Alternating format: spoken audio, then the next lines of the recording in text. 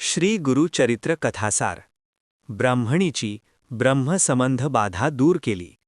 अध्याय 20. श्री गणेशाय नमः. सिद्ध नामधारकांना म्हणाले, श्री गुरु औदुंबर क्षेत्री आहेत अशी ज्यांची दृढ श्रद्धा आहे त्या भक्तांना त्यांच्या कृपेची अनुभूती येतेच. त्याविषयीची एक कथा सांगतो, ऐका. शिरोळ गावी गंगाधर नामक एक वेदाभ्यासी ब्राह्मण राहत होते.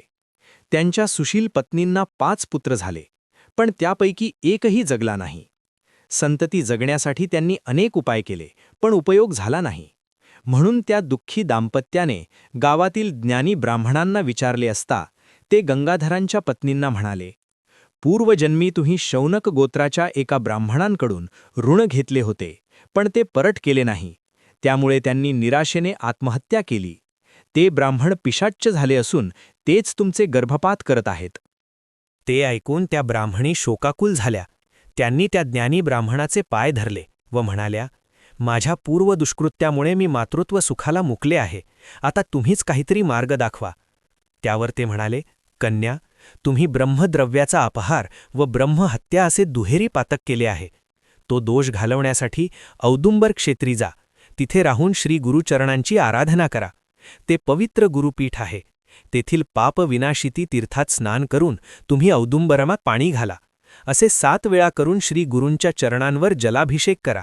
नंतर काम्य तीर्थात स्नान करून गुरुचरणांची नित्यभक्तिभावाने पूजा करा.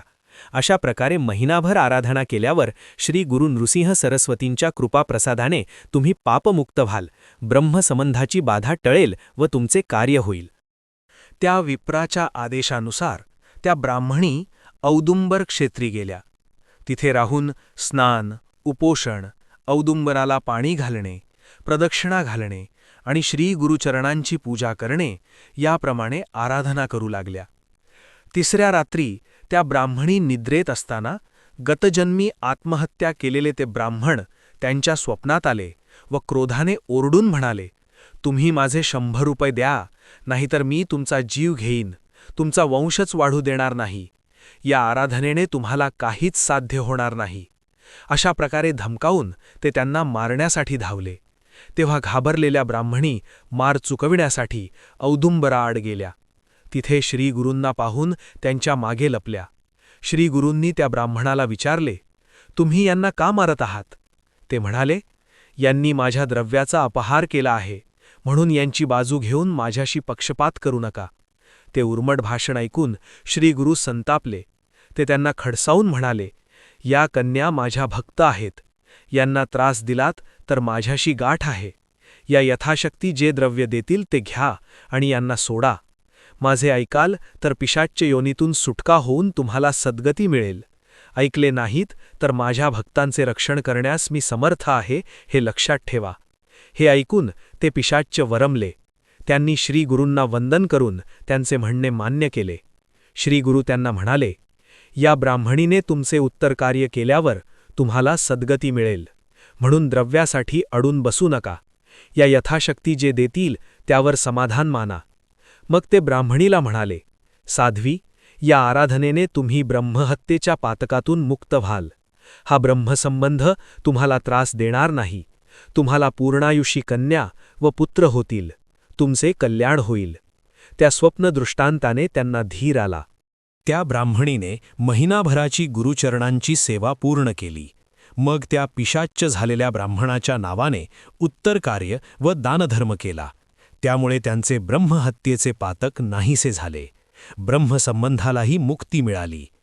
अन्य दिनी श्रीगुरू पुन्हा त्यांच्या स्वप्नात गेले. 2 नारळ त्यांच्या ओटीत टाकले व म्हणाले, साध्वी, तुम्हाला विद्वान व शतायुषी पुत्र होतील. तुमची वंशपरंपरा अखंड राहील. आता व्रताचे उद्यापन करा. त्याप्रमाणे त्यांनी उद्यापन केले. त्याप्रसंगी श्रीगुरूंनी स्वतः प्रगट होऊन त्या दंपतीस दर्शन व आशीर्वाद दिले. पुढे श्रीगुरूंच्या कृपेने त्या ब्राह्मणीला जुळे मुलगे झाले. ज्येष्ठ पुत्राचा व्रतबंध करून धाकट्या पुत्राचा त्याच्या 3ऱ्या वर्षी चौलकर्म करण्याचा त्या दाम्पत्याचा बेत होता. त्याप्रमाणे त्यांनी सर्व तयारी केली. पण चौलकर्माच्या आदल्या दिवशी मध्यरात्रीस त्या मुलाच्या हातापायांना धनुर्वाताने आकडी आली. त्यानंतरचे 3 दिवस मरणप्राय वेदना सहन केल्यावर 4थ्या दिवशी सायंकाळी तो गतप्राण झाला. तेव्हा त्या दाम्पत्यांना मोठाच धक्का बसला. गुरुदेव, तुमच्या कृपाप्रसादाने झालेल्या आणि तुम्हीच दीर्घायुष्याचे वरदान दिलेल्या या माझ्या पुत्राला असे अल्पायुषी मरण आलेच कसे? आज तुमच्या वचनाला कमीपणा आला, असे म्हणत ती ब्राह्मणी प्रेताला कवटाळून रात्रभर रडत होती. आपल्या मुलावर अंत्यसंस्कार करूच द्यायचे नाहीत असा निश्चय करून तिने ते प्रेत वस्त्राने स्वतःच्या छातीशी बांधून ठेवले. लोकांनी त्यांना खूप समजावले, पण व्यर्थ. दुपार झाली तरी ते हट्ट सोडेनात. त्यामुळे लोक संभ्रमात पडले, त्यांना दोष देऊ लागले. इतक्यात श्रीगुरु नृसिंह सरस्वती बालब्रह्मचार्यांच्या रूपात त्यांच्यापाशी आले. त्यांनी त्यांना सांत्वनपर बराच उपदेश केला. श्री गुरुचरित्र कथासार अध्याय 20 समाप्त.